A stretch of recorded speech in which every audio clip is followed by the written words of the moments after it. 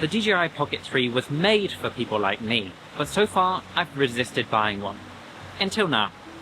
Let's talk about it. I'm a creator. I love to film my everyday life. I want to make it beautiful and cinematic, and I want to make that process as easy as possible.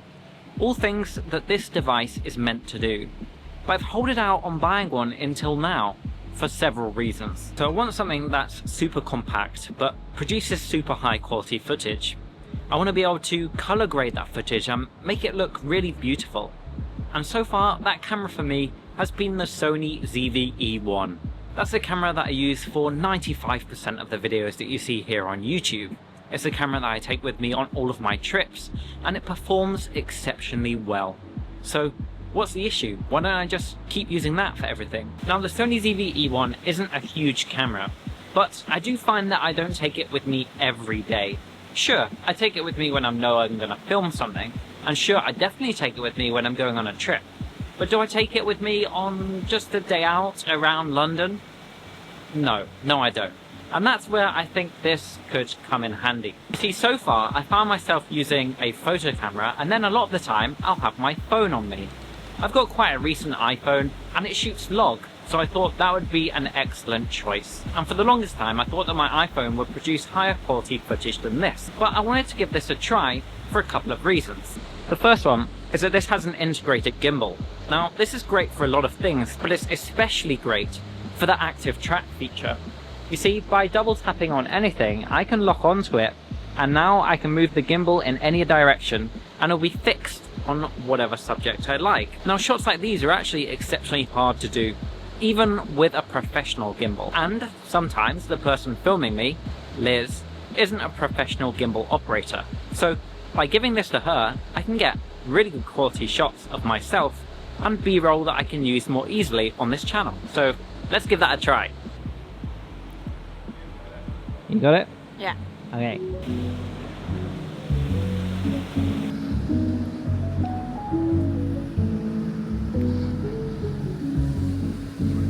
And that's the point of this, really, is it's just so easy. It's meant to make it easier and more enjoyable to get the content that you like. The promise of this, with a larger sensor than my phone and enough pro features in it to get great active dynamic shots, means that the promise of me being able to create more content that's both more enjoyable and easier at the same time is a pretty attractive proposition. So let's go and have a walk around Manchester and play about, and I'll see if I can get some really good shots with my DJI Pocket 3. And here we are, the DJI Pocket 3. I'm shooting in 10-bit D-Log-M, and we're going to go around Manchester, get some shots, and just see what it's like when compared to my phone.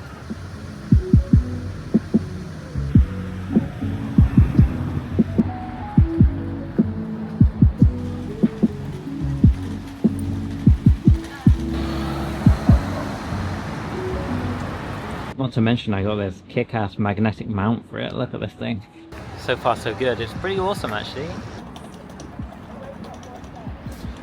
So far it's been pretty awesome. I don't actually have the wide-angle lens attachment either, so this is just the standard lens.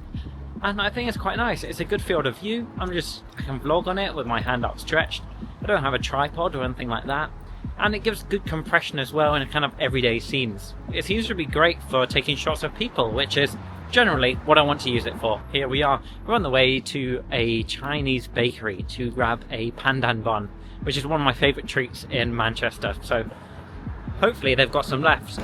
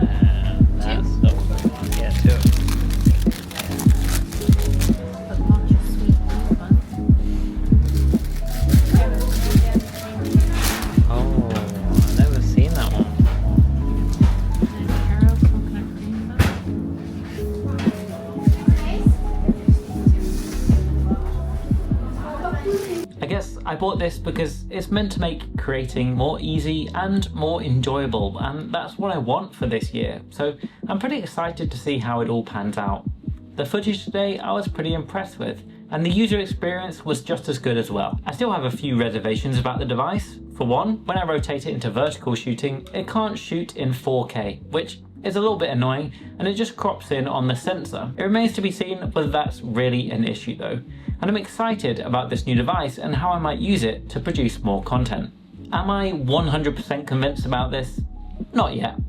Am I going to document it along the way and try and produce some really cool videos? Yes. So follow along if you want to see more. I upload videos like this every single week here on my YouTube channel, so if you enjoyed this one, why don't you choose another to watch? If you liked it enough, maybe even consider subscribing. And I will see you next week.